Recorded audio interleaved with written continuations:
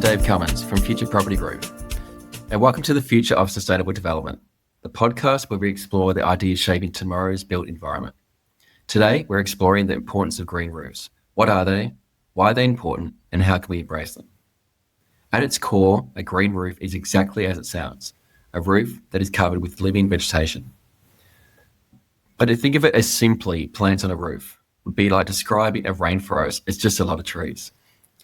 Green roofs are complex systems that combine soil, vegetation, drainage, and waterproofing to transform a dead surface into a living, breathing ecosystem. They capture rainwater, cool buildings, clean air, provide habitat, and in the process, they turn grey infrastructure into green infrastructure. The idea isn't new. Green roofs have been around for centuries. The Hanging Gardens of Babylon, one of the 7 ancient wonders of the ancient world, was essentially an ancient roof system. In more recent history, Scandinavian countries built sod roofs for insulation and stormwater control hundreds of years ago. The modern green roof movement really began in Germany in the 1970s, where cities used them to combat stormwater flooding and urban heat. Today, over 12% of all flat roofs in Germany are green roofs. That's not a niche experiment. That's a mainstream infrastructure. So what are the benefits? Let's start with energy and climate. Research in energy and buildings show that green roofs reduce cooling demand by 25% and can lower surrounding urban air temperatures by up to 2 degrees Celsius. That's critical in cities suffering from urban heat island effect, where concrete and asphalt trap heat, making neighbourhoods several degrees higher than rural areas. By absorbing sunlight rather than reflecting it, green roofs act as a natural air conditioner. There's water too. Studies in the Journal of Hydrology show that green roofs retain 50 to 70% of rainfall, easing the burden on stormwater systems.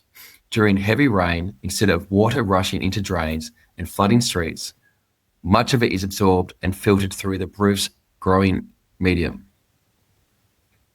This not only reduces flood risk, but also improves air quality by filtering pollutants before they enter waterways. And let's talk about biodiversity.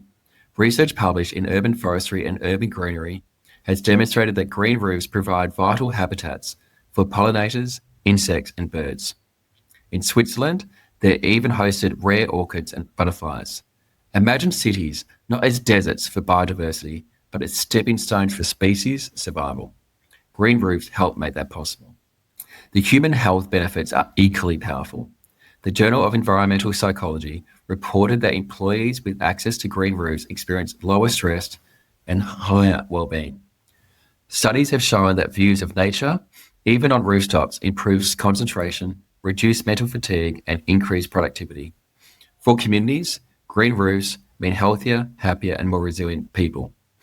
And then there's the economic logic. The Journal of Sustainable Real Estate found that green certified buildings rent for around 3% more and sell for about 16% more. CBRE confirmed that occupancy rates are consistently high in sustainable buildings. Deloitte research revealed that most Australians are willing to pay more for environmentally sustainable homes. In other words, green roofs aren't a cost, they're an investment that pays back in value, well-being, and resilience. So if the evidence is overwhelming, why don't we see more green roofs? One reason is cost, or rather the perception of cost.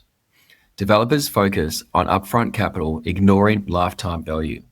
But studies consistently show that green roofs reduce long-term energy costs, extend roof lifespan, and add property value. The second reason is culture.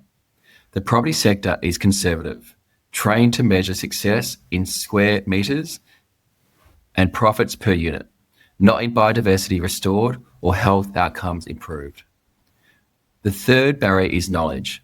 While journals and reports have shown the benefits of green roofs for decades, that knowledge hasn't always translated into building codes, developer handbooks, and mainstream design practices. And finally, there are vested interests. Green roofs reduce demand for mechanical cooling and stormwater infrastructure, which doesn't suit industries that profit from more energy sold and bigger pubs installed. But despite this resistance, the cracks are showing. Cities across the world are already proving what's possible. Take Melbourne's urban forest strategy, which aims to double canopy cover by 2040, treating trees and vegetation, including rooftop systems, as essential infrastructure. Sydney's One Central Park integrates green roofs and green gardens that reduce heat, filter air, and support biodiversity. Overseas, Singapore has become the gold standard. Known as a city in a garden, it has more than 72 hectares of green roofs and sky gardens. Research has shown this strategy cools districts by up to 4 degrees Celsius while creating habitat for thousands of species. In Toronto, green roofs are mandatory for most new developments, and the result has been cooler streets, lower flooding risks, and greener skylines. So how do we embrace more green roofs here in Australia and beyond? First, we need to make them standard practice. Just as insulation and double glazing has become the norm, green roofs should become embedded into building codes for urban centres. Second, we need to measure outcomes. Post-occupancy evaluation should track stormwater retention, biodiversity presence, temperature reduction, and occupancy well-being. Numbers are powerful. Show a developer that a green roof reduces cooling loads by 25%, and they will see the value, not expense. Third, align finances with outcomes. Green loans and sustainability-linked investments can offer lower interest rates when projects meet performance targets like canopy cover or biodiversity gain. Fourth, education is critical. Builders, planners, and architects need training so they're seeing green roofs not just as an exotic add-on, but as a proven system with a clear return on investment. What would happen if the built environment had more green roofs?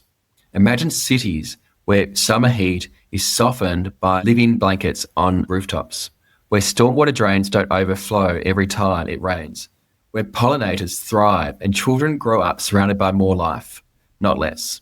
Imagine workplaces where employees are less stressed and more creative, schools where children learn faster, and hospitals where patients heal quicker. Imagine property portfolios that are worth more, hold value longer, and attract more tenants.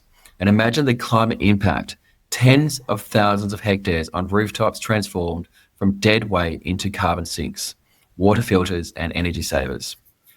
The take-home message is this: green roofs are not decoration, they are infrastructure. They help cool our cities, store our water, support our wildlife, and improve our health. They strengthen our economies, and they are proof that we don't need to choose between sustainability and success. We can actually have both. When we design with green roofs, we don't just build for today, we build for generations. We build cities that heal instead of harm, and ecosystems that thrive instead of vanish, and communities that are healthier, stronger, and more resilient. Thanks for tuning in to the future of sustainable development. Join us next time as we uncover fresh research, new innovations, and best practices for building smarter, greener, and more resilient buildings. Until then, let's continue to build practices that heal the land and empower communities for tomorrow.